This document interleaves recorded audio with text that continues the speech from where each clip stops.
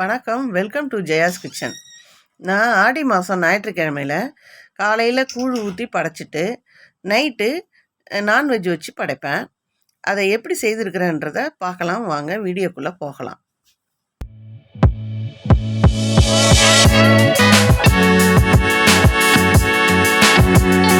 கூழ் காய்ச்சறதுக்கு கேவுரு மாவை நான் ஒரு 1/2 கிலோ மாவு இருக்கும். இந்த மாவை நான் குட்டி கரைச்சி வச்சுக்கிறேன். இதை இன்றைக்கி கரைச்சி வச்சா தான் நல்லா புளிக்கும். அதுக்காக இதை கரைச்சி வச்சிடணும்.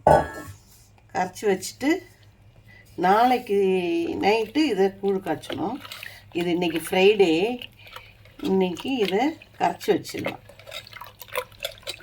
இது புளிச்சதுக்கப்புறம் நான் காட்டுறேன் அந்த மாவு. இப்போ அப்படியே கரைச்சி வச்சிடலாம். இது நல்லா புளிச்சா தான் கூழ் நல்லாயிருக்கும்.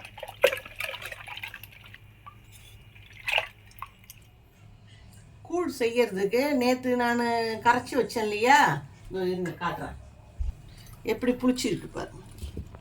இந்த மாதிரி தான் புளிச்சிருக்கும். இந்த சமயத்தில் தான் கூழ் காய்ச்சணும். இப்போ இந்த கூழ் காய்ச்சறதுக்கு தண்ணி வச்சுருக்கேன். தண்ணி வச்சு இதை அடுப்பை பற்ற வச்சுக்கலாம். தண்ணி நல்லா கொதிக்கிட்டோம்.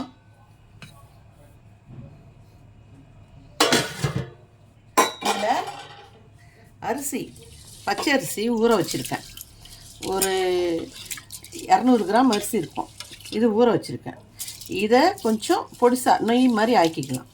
செய்துட்டு இந்த கஞ்சிக்கு வேக வைக்கிறதுக்கு ரெடி பண்ணிக்கும். தண்ணி நல்லா கொதிக்கும்போது இந்த அரிசியை இந்த மாதிரி நொய் மாதிரி மிக்சியில் போட்டு அடிச்சினேன். இதை போட்டு வேக வைப்போம். இது பாதி வெந்து வரும்போது இந்த கரைச்சி வச்ச கூழை நம்ம போட்டுக்கலாம்.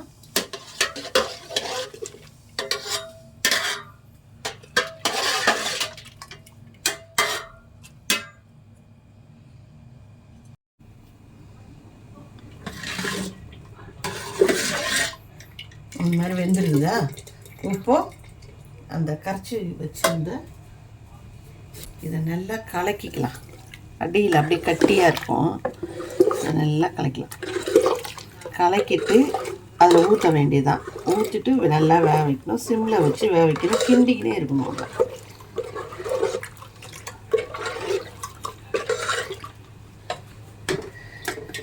நான் கொஞ்சமாக செய்கிறதால நானே செய்துடுறேன்.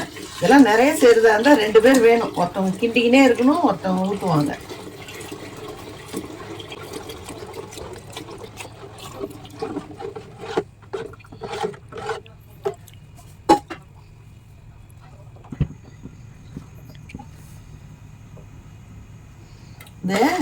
நான் சொல்கிறேன், 2 நிமிஷம்.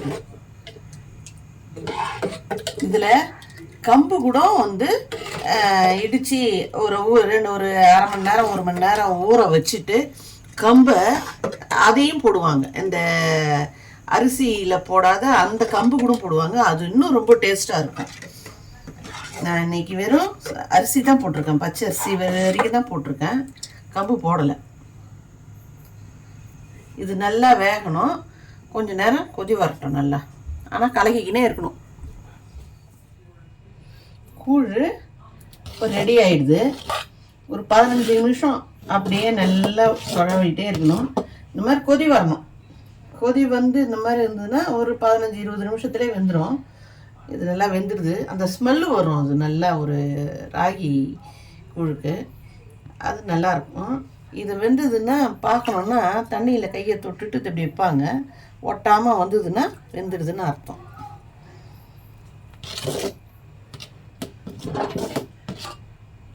இதை அப்படியே மூடி போட்டு வச்சிடலாம்.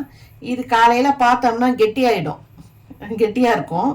நான் கொஞ்சம் தளம் தான் வச்சுருக்கேன். ஏன்னா கிண்டுறதுக்கு நம்மளால் அழுத்தி கிண்ட முடியாது. அதனால் கொஞ்சம் தளன்னு வச்சுருக்கேன். இது கெட்டியாயிடும். காலையில் பார்ப்போம்.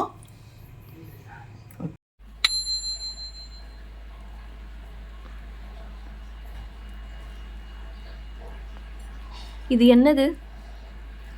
இது பொங்கசோறு பொங்கி இதில் வைப்பாங்க. இது துள்ளு மாவோட வைக்கிறது. இது எதுக்காக வைக்கிறீங்க? அம்மனுக்கு இது வைப்பாங்க. இது அவங்கவுங்க 3 உருண்டை 5 உருண்டை 9 உருண்டை 7 உருண்டைன்னு வைப்பாங்க. நான் 5 எப்போதும் எனக்கு 5 தான் எனக்கு, அதனால் 5 வைப்பேன்.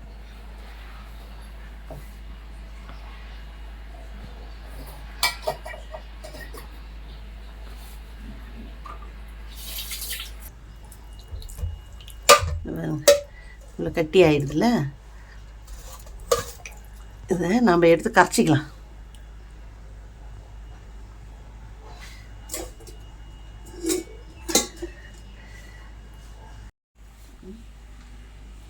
இந்த தயிர் ஊற்றிக்கலாம்.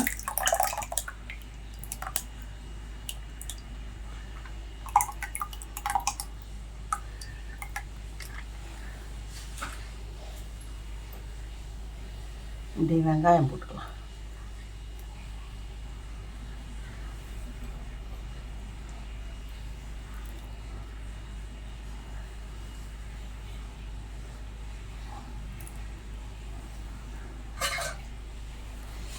இப்போது இது ஒரு மாதிரி வெள்ளை சாதம், அது வெறும் வெண்பொங்கல் மாதிரி. அது அதில் கொஞ்சம் தயிர் ஊற்றிக்கணும்.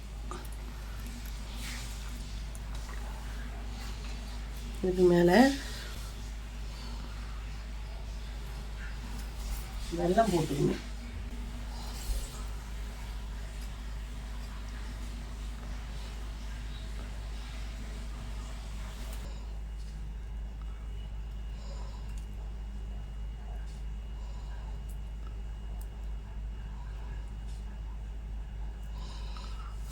வாழைப்பழம்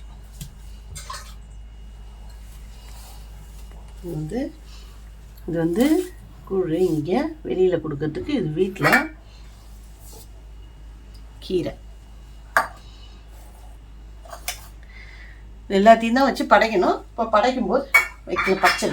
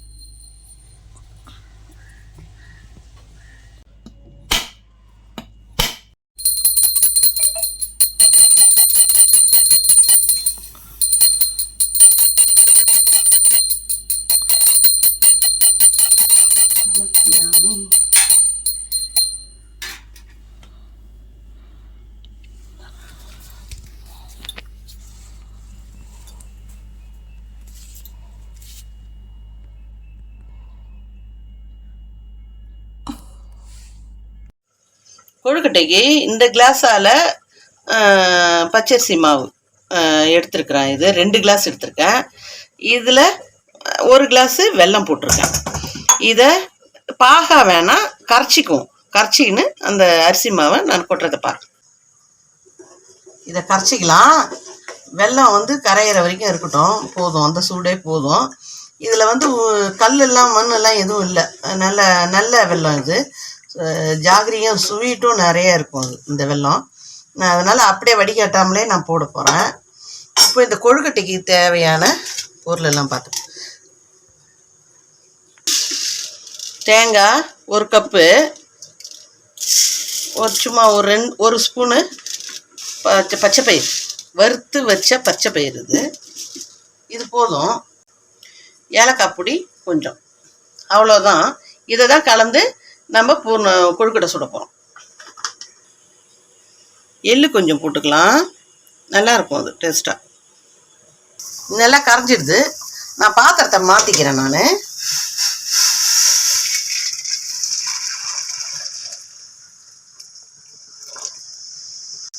டேஸ்ட்டு கொடுக்கும். உப்பு 2 கல் போட்டுப்போம்.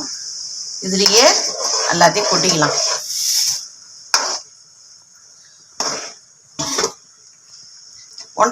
ஒரு கப்பு அரிசி மாவுக்கு 1.5 கப்பு தண்ணி இருந்தாலே போதும். இப்போ அரிசி மாவு போட்டு கிண்டிக்கலாம். அடுப்பை வந்து சிம்மில் வச்சுடுவோம். ஏன்னா இது அப்படியே கொஞ்சம் கொஞ்சமாக கட்டி இல்லாத அளவு கிண்டிட வேண்டியது தான்.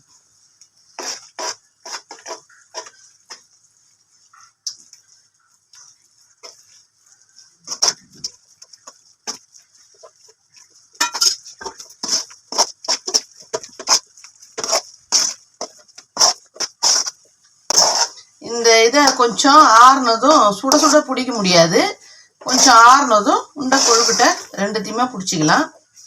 ஆறணும் அது கொஞ்சம். கொழுக்கட்டையை இந்த மாதிரி தான் வைக்கணும். உருட்டியாச்சு இந்த மாதிரி எடுத்து வச்சிட வேண்டியதுதான். ஒரு 10 நிமிஷம் வெந்ததுன்னா இட்லி வேகிற மாதிரி 10 நிமிஷம் வெந்ததுக்கப்புறம் நாம் எடுத்துக்கலாம். எல்லாம் ரெடி ஆகிடுது. இலை போட்டு படைக்க ஆரம்பிச்சிடலாம். ஈரல் வறுவல் வச்சுருக்கேன், முட்டை, மீன் வறுவல், சாதம் வச்சுக்கிறேன்.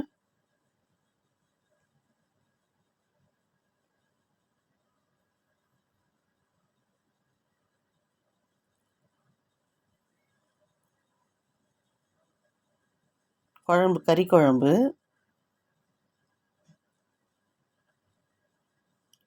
மீன் குழம்பு, கருவாட்டு குழம்பு, இதை வச்சாச்சு. இப்போ கொழுக்கட்டை வச்சுக்கலாம்.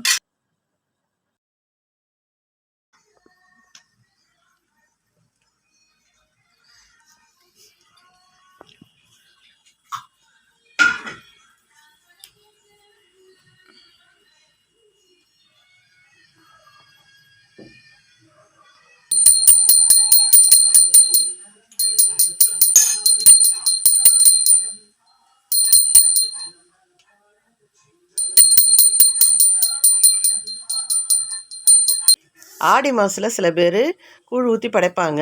நான் இப்படி தான் கூழ் ஊற்றி படைப்பேன். இந்த வீடியோ உங்களுக்கு பிடிச்சிருந்தா லைக் பண்ணுங்கள், ஷேர் பண்ணுங்கள், சப்ஸ்கிரைப் பண்ணுங்கள், மறக்காமல் பெல் பட்டனை கிளிக் பண்ணுங்கள்.